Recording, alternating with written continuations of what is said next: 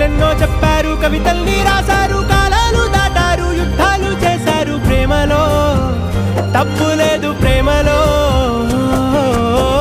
వేల వేల వెన్నెలంత నీదవాలి వెలుగునంత మోయమంటే నేను ఎంత రే.